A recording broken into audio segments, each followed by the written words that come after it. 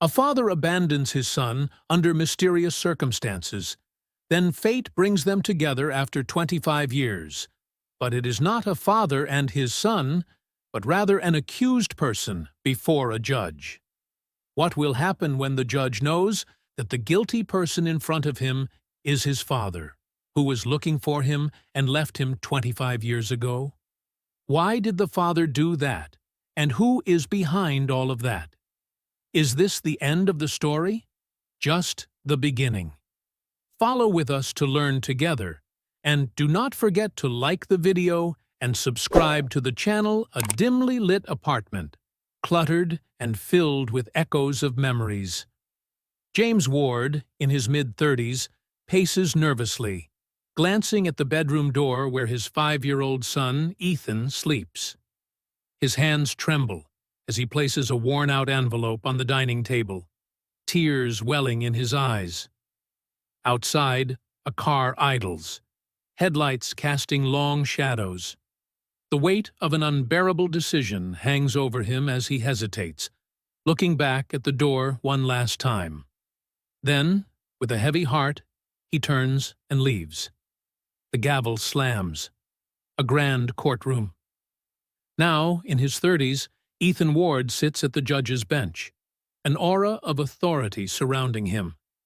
His sharp features and commanding presence reflect years of discipline and success, but behind his piercing eyes lies an unresolved void. The cases he presides over never fill the emptiness left by his father's disappearance. He has dedicated his life to the pursuit of justice, yet he cannot solve the greatest case of his own life. Every night, Ethan scours old records, interviews distant relatives, and retraces the steps of a man who vanished without a trace. His apartment walls are lined with maps, photographs, and newspaper clippings. His obsession is fueled by one question: why did his father leave? He visits his childhood home, now abandoned and worn down by time. The walls still bear faint marks of where his father had measured his height, a ghostly reminder of the life they once shared. Digging through old storage boxes, he finds the envelope his father left behind. Inside, a letter. Ethan, my son, one day you will understand why I had to go. Ethan meets with private investigators, desperate for any new lead. A retired detective remembers hearing whispers of James Ward in underground circles, but the trail always went cold. Ethan follows every lead, questioning people who might have crossed paths with his father. Frustration mounts as the answers remain elusive. A new case lands on Ethan's docket. A middle-aged man accused of fraud and possible murder. The details seem familiar, sending a shiver down his spine. He flips through the case files, the name of the defendant causing his breath to hitch. James Ward. His heart pounds. Could it be? Is this truly his father, or just a cruel coincidence? He delves into the case, learning of James's past under a different alias. Testimonies reveal that James had been involved in a vast conspiracy, hiding from both the law and dangerous criminals. Ethan's mind races. Had his father been running for his life all these years? Was he a victim or a mastermind? Ethan sits in his chambers, staring at the court documents. A flood of emotions washes over him. Should he recuse himself? Should he confront this man in private? Or should he finally let the past die and proceed as any judge would? A meeting is arranged. Ethan, masked by professionalism, meets the accused in a private holding room. The door opens, and for the first time in 25 years, father and son stand face to face. James looks older, his once strong frame weakened by time and hardship. Silence lingers between them. Then, a whisper. Ethan. Laden with regret and disbelief. Ethan's heart pounds. He wants to lash out, demand answers, but his training keeps him composed. He asks the one question that has haunted him for decades. Why did you leave? The first hearing. Ethan sits in the courtroom, his face a mask of composure, but his hands clench the desk. The guards escort the defendant in, an aged man, disheveled but eerily familiar. Their eyes meet. James falters, recognition and regret flickering across his face. Ethan swallows hard. The past collides with the present. The truth he sought for decades is now within reach. But at what cost? As the trial unfolds, secrets buried for decades start to unravel. A mysterious witness emerges, claiming to know why James disappeared. Ethan struggles between duty and personal turmoil. The lines between justice and vengeance blur. The final revelation, just moments away, threatens to shake Ethan's entire belief in the system he has sworn to uphold. The small, dim-lit office of Maxwell Winter's Private Investigations smelled of stale coffee and dust, its air thick with the scent of forgotten promises. Jason Clark leaned against the worn wooden desk, eyes locked on the investigator sitting across from him. The man's scruffy face was a landscape of years spent chasing ghosts, people who didn't want to be found. "You've got the money?" Maxwell's voice cracked the stillness, though his eyes remained sharp and calculating. Jason pulled out an envelope, its contents heavy with the desperation of his quest. The weight of the cash felt alien in his hand, yet it was the price he was willing to pay for answers. Answers about a man who, for 25 years, had been a ghost in his life. A father who had vanished without a trace. Maxwell took the envelope, his fingers quick and nimble, betraying a seasoned habit. He didn't ask questions. That wasn't his job. His job was to uncover what people wanted, hidden. "So, you've seen the records?" Jason pressed, shifting his weight uneasily. He had been to the courthouse, the archives, and even local police stations. Each time the trail went cold, just like it had when he was a boy, left alone in the silence of his mother's whispered pain. He was running out of time, out of places to search. Maxwell didn't respond right away. Instead, he slid a manila folder across the desk. The flap was creased, the paper inside yellowed, as though it had been handled by too many anxious hands. Jason opened it slowly, revealing a stack of documents, photographs, and newspaper clippings. "This," Maxwell began, his voice low, "is everything I could find. There are contradictions, but there's a pattern. Something isn't right." Jason's heart pounded as he scanned the first page. An old police report detailing his father's sudden disappearance 25 years ago. The report was vague, full of unsubstantiated claims and suspected voluntary disappearance. Jason read the list of last known contacts, his father's friends, colleagues, even distant relatives, but none of them could be reached. What stuck out, however, was the mention of a high-profile case his father was involved in before vanishing. A case that was never mentioned in his father's career file. The more Jason read, the more confused he became. His father had never spoken about his work in detail, and the idea of him disappearing for any reason other than personal choice seemed implausible. But then, a photograph caught his eye. It was grainy, taken from what looked like a security camera. A man in a dark suit stood outside a rundown building. The man's features were hard to make out, but Jason knew immediately that it was his father. The building in the background was an old warehouse, abandoned and shrouded in mystery. The photo was taken just days before his father had vanished. What was he doing there? "I've been digging deeper," Maxwell continued, pulling Jason out of his thoughts. "Talk to some old contacts, people from your father's past. Some say he was desperate to leave, but others," he trailed off, as if weighing his words carefully. "Some say he was in too deep, and not just with work, but with things that shouldn't be touched." Jason's stomach twisted. "What do you mean?" Maxwell leaned forward, eyes narrowing. "Have you ever heard of the Redstone Syndicate?" The name hit Jason like a cold wave, crashing over him, leaving him numb. The Redstone Syndicate was an underground criminal organization, notorious for its dealings in human trafficking, arms smuggling, and money laundering.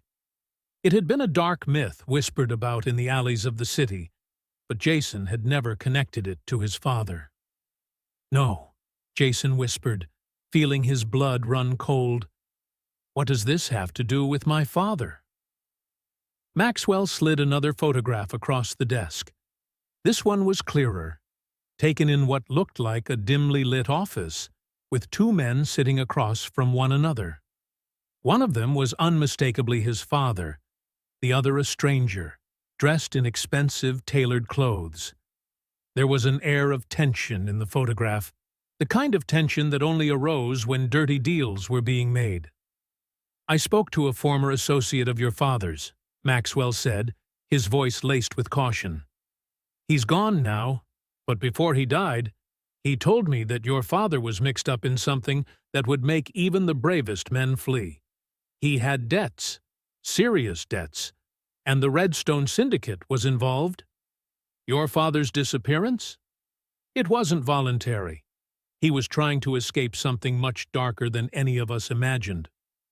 Jason's mind raced. His father, a man of the law, a man who had taught him about right and wrong, who had instilled in him a sense of justice. Could he really have been involved in something so criminal? Was he a victim of forces beyond his control? Or had he made a choice that led him to a life where abandoning his family seemed like the only escape? Maxwell handed him one last document, a letter written in a hurried scrawl that appeared to be from his father. The letter was dated just a week before he vanished. "I can't protect you anymore. It's bigger than me, bigger than anything I could ever fix. The Redstone Syndicate is coming for us. You have to leave. Go somewhere they can't find you. I can't explain it all, but if you stay, it'll be worse for both of us. I'm sorry, but I have no choice." Jason's heart slammed against his ribs. His father had written this letter, had tried to warn him. But who was he trying to protect? His family? Or himself? The pieces of the puzzle began to shift in his mind, but they didn't fit together in any way that made sense. His father's disappearance, the photograph at the warehouse, the cryptic letter, everything pointed to something much larger than a man simply abandoning his family. The more Jason dug, the more he realized that the truth he was chasing was far darker than he could have imagined. Was his father still alive? Or had he been silenced by forces too powerful for him to fight? Jason had more questions than answers now, but one thing was certain. Finding his father wasn't going to be as simple as he had hoped. The past had its claws in deep, and the truth was buried under layers of lies, deceit, and blood. And as he looked at the photo of his father outside the warehouse, standing there like a man who knew he was being watched, Jason couldn't shake the feeling that the worst was yet to come. The Redstone Syndicate had their hands in this, and they weren't going to let anyone uncover the truth without a fight. Jason Clark sat behind the polished mahogany desk in the courtroom, the gavel in his hand a symbol of authority that he had spent years cultivating. As a judge, his face had become well known within the legal community. A man who had risen through the ranks with determination, intellect, and an unwavering sense of justice. But the weight of the gavel felt different today, heavier somehow, as he prepared to preside over a high-profile case that had recently landed on his docket. The defendant, an older man named Elias Hayes, sat in the dock, his face covered by a rough beard and disheveled hair that seemed to betray the chaos of his life. He had been in and out of prison for decades, always using different aliases, and seemingly slipping through the cracks of the legal system. He was being charged with a complex web of crimes: fraud, conspiracy, and money laundering, each more convoluted than the last. The case had garnered attention due to the shadowy involvement of a powerful corporation, and rumors circulated that the real story was being deliberately covered up. Jason studied the man, his gaze piercing through the court's tension. Hayes didn't seem particularly concerned about the gravity of the charges against him. He sat slumped in his chair, his eyes darting around the courtroom as if searching for something. Or someone. But it wasn't his demeanor that unsettled Jason. It was something else. Something hidden beneath the surface. The first few hours of the trial passed in a blur, with attorneys presenting their cases, witnesses testifying, and evidence being carefully dissected. Yet Jason couldn't shake the feeling that there was something wrong with the case, something elusive that kept slipping just out of his grasp. The story being presented by the prosecution was full of holes, while the defense painted Hayes as a man who had been framed by a powerful entity that sought to silence him. The more Jason listened, the more disoriented he became. Each new piece of information seemed to pull him deeper into a puzzle that he was unprepared to solve. As the day wore on, Jason found his attention drifting back to Hayes. He had seen that face before. He was sure of it. The way the man carried himself, the way he held his posture, even the way he shifted his weight when he was uncomfortable.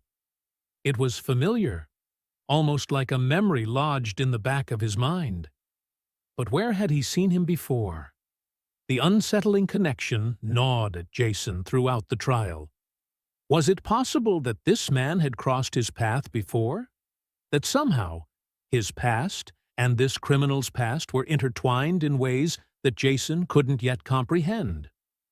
When the court broke for a recess, Jason sat alone in his chambers, staring at the file on his desk. Elias Hayes had spent his life in and out of prisons, using multiple identities to evade capture. His record was a patchwork of aliases, none of which seemed to match the man Jason had known as a child, a figure who had been absent from his life for 25 years. But something about Hayes's eyes, the hardness in them, the weight of experience etched across his face. It felt too familiar. He leaned forward, flipping through the pages of the defendant's file once more. A photograph slipped out from between the papers, one that Jason had missed earlier. The man in the photo was standing in front of an old, decrepit warehouse. It was taken years ago during a police investigation into a string of criminal activities in the city. Jason's heart raced as his eyes locked on the image. There, standing next to Hayes, was a man he knew all too well, his father. Jason could feel his breath catch in his throat as he stared at the photograph. His father had been involved in a case years ago, one that had been buried under layers of secrecy. Jason had seen his face in the old police records, but this was different. This was a personal connection, a connection he couldn't ignore. The pieces were starting to fall into place, but with each revelation came more questions. What was his father's connection to Elias Hayes? Had his father been protecting Hayes, or was he complicit in the criminal activities? And why had his father disappeared? Had it been to cover up his own involvement in something much darker? Jason's mind raced as he tried to connect the dots, but the more he thought about it, the less certain he became. Was it possible that Elias Hayes was connected to his father's disappearance? Or was he just another victim in a larger scheme? As the trial continued, Jason found it harder to maintain his composure. His mind was clouded with uncertainty, the strange connection between him and the defendant now consuming his every thought. He had to dig deeper, had to find the truth, but he was torn. If Hayes was truly linked to his father, then uncovering the truth could mean uncovering things Jason wasn't prepared to face. The courtroom felt colder now, the air heavier with secrets that hung between the judge and the defendant, like a thick fog. Jason's gavel seemed like the only thing standing between him and the unraveling of a mystery that stretched far beyond the walls of the courtroom. Elias Hayes's gaze never wavered, his eyes locked onto Jason's, as if he knew the judge was starting to understand something he shouldn't. And for the first time since the trial began, Jason felt a chill run down his spine. He was no longer just the judge in this case. He was a part of it, a part of something far darker and more dangerous than he could have ever imagined. The trial was far from over, but Jason now realized that the case wasn't just about Elias Hayes. It was about him, his father, and the web of deceit that had been carefully woven around both their lives. And if he wasn't careful, the truth could cost him everything. The courtroom was silent, save for the steady ticking of the clock on the wall. Jason Clarke sat at his bench, his fingers drumming against the gavel, his mind swirling in confusion and turmoil. He had spent years cultivating an unwavering commitment to the law, convinced that his role as a judge was to be a beacon of truth and justice. But now, in the face of a case that felt like an eerie reflection of his own past, he found himself at a crossroads, a place where the law no longer felt like enough. Elias Hayes, the defendant, sat before him, an older man weathered by time, with eyes that seemed to carry the weight of years of pain and betrayal. Jason couldn't shake the feeling that the man in the dock was more than just a criminal. He was something else, someone tied to his own history, to the father he had been chasing for so long. Jason's father, the man who had disappeared without a trace 25 years ago, had always been a figure shrouded in mystery. Jason had grown up believing that his father had abandoned him and his mother, that he had chosen a life of silence over the family that needed him. But everything had changed when he uncovered the truth that his father had been trying to protect them all from something far darker than they could ever imagine. And now, Elias Hayes, this man who had lived a life in and out of prison under various aliases, was connected to it all. The puzzle pieces were falling into place, but they were creating a picture that Jason wasn't prepared to face. The man before him, this criminal, this fugitive, was tied to his father in ways that felt too deep to comprehend. Jason found himself at the heart of an ethical battle. Should he continue to uphold the law and issue a ruling based on the facts, no matter how tangled they had become? Or should he step aside, reveal the truth, and risk everything in the name of personal justice? The gavel felt impossibly heavy in his hand. As the trial continued, Jason found himself haunted by fragments of his father's life, memories that had once seemed buried under years of pain and abandonment. He had found the letter his father had written, the one warning him of the dangers that lurked in the shadows, and the photograph, the one of his father standing next to Elias Hayes. Jason couldn't stop seeing it. What if his father hadn't abandoned him? What if he had been trying to protect him? What if the life he had disappeared into was one of sacrifice, not desertion? But then, another thought crept into his mind. What if his father had been complicit in all of this? What if he had been as criminal as Hayes, involved in a world that Jason had been blind to, a world where justice didn't exist in the way he had been taught to believe? Jason's gaze flicked to Hayes, who was now staring at him with an unnerving intensity. There was something in his eyes, a flicker of recognition, as if he too had been waiting for this moment to come.